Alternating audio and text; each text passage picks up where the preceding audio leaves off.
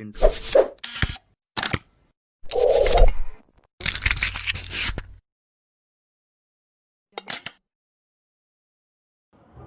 Assalamualaikum warahmatullahi wabarakatuh. I'm Imratul Mufidah and we are from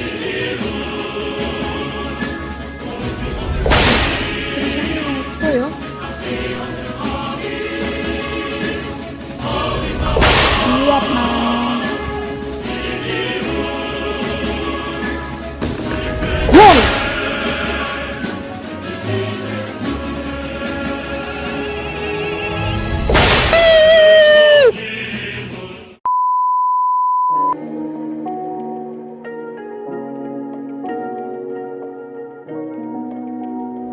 Assalamualaikum warahmatullahi wabarakatuh.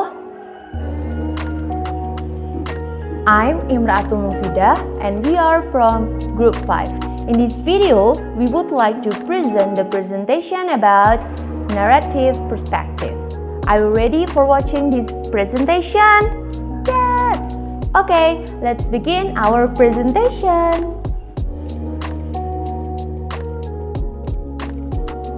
In this first slide is talking about the definition of narrative perspective.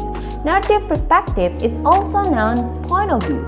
In literature, point of view is the mode of a narration that an author employs to let the readers hear and see what takes place in a text. So, narrative perspective refers to a set of features determining the way a story is told and what is told. It includes the person who is telling the story, or we call it narrator. Okay, let's move to this one. There are some kind of narrative perspective or point of view, such as first is first person, second is second person, and the last one is third person. There are some kind of third person, such as objective, limited, and omniscient. In this slide, I'll explain about the first person or first point of view. In the first person perspective, the narrator is a major participant in the story and speaks using the pronouns I, me, we, and us. Because in a first person, the narrator is a major participant in a story, so the readers only can see what the narrator sees and choose to share to the readers. The narrator cannot comment about anything he does not personally witness unless another character tells him about it. Okay, I'll give you one of the best example in a first-person point of view in literature. This is a book with title Hamlet by Shakespeare. In this character, Hamlet is a protagonist. For your information, this part is explained about the feeling of melancholic that afflicts him, Hamlet, after his father's death. From that part, the first point of view gives us a glimpse into the real inner feelings of frustration of the character. The writer has utilized the point of view to expose Hamlet's feeling in a detailed way. Okay, next I will explain about second person. Second person in a point of view where the reader is addressed directly. In fiction, a second person narration is often used to transform the reader into a character as a means of drawing them closer to the story. When writing from this POV, authors will most commonly use the pronoun you. The next is characteristic of second person. The characteristic of second person is least common POV for fiction, most commonly used for instruction, cookbooks, guidebooks, and how-to manual. And there is advantage and disadvantage of second person. The advantage of second person is most efficient way to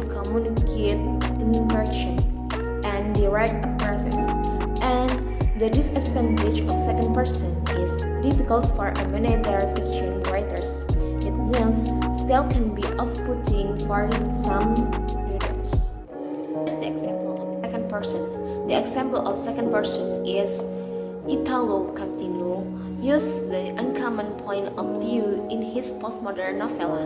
If a writer's like a traveler in this passage, now you are on the bus, standing in the crowd, hanging from a strap by your arm, and you begin undoing the package with your free hand, making movements something like a monkey who wants to peel a banana and at the same time cling to the pole. Okay, now move to the third person. Third person point of view is a form of storytelling in which the narrator relates all the action of the work using third person pronouns such as he, she, and they. It is the most common perspective in the works of fiction. There are two types of third-person point of view: omniscient, in which the narrator knows all the thoughts and feelings of all the characters in the story, or limited, in which the narrator relates only their own thought, feelings, and knowledge about various situations and the other characters.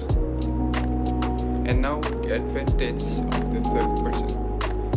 Very often, new writers feel most comfortable with the first person perspective, perhaps because it seems familiar.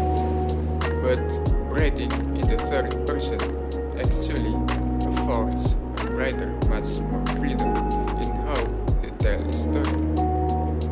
Okay, now the example of the third person perspective. When Jane and Elizabeth were alone, the former, who had been cautious in her praise of Mr. Bingley before, expressed to her sister how very much she admired him. "He is just what a young man ought to be," said she. "Sensible, good-humored, lively, and I never saw such happy manners. So much eyes with such perfect good breeding." Okay, that's all from me. Okay, the next is objective point of view. When you are using this objective point of view, it's case of giving just the facts. The reader is never allowed into any of the character minds, nor given any their feelings or emotion. The reader has to judge what the character is thinking or feeling by what they say, what they do, and their facial expression. Jadi maksud dari objective point of view ini, sudut pandang yang objektif di mana pembaca hanya bisa menilai sebuah karakter dengan apa yang karakter itu lakukan, apa yang karakter itu katakan, dan ekspresi dari wajah karakter tersebut. The advantage of objective point of view is allows author to give character true motives and loyalties hidden, effective for mystery and suspense. And the disadvantage is all thought and feelings must be shown via dialect and action. Reader has to figure out who to root for. And the example: Gino woke up at 2 in the morning. He got up and went to the medicine cabinet, then took a few pills and swallowed them without water. After that, he got dressed and took a gun from his cupboard, the gun hidden behind his coat pocket. He hurriedly descended the steps to the front door, started the engine, then headed toward the jewelry shop. In this example, we never know what will Gino do, but we can guess from the chronology. Maybe he wants to rob the jewelry shop.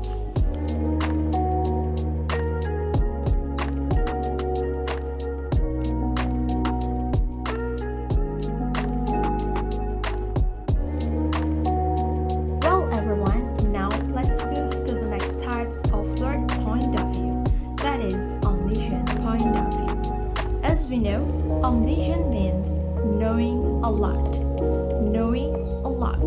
So, omniscient is a technique of writing a narrative text or telling a story in which the author or the narrator knows a lot about the thoughts, feelings, or the habit of each character.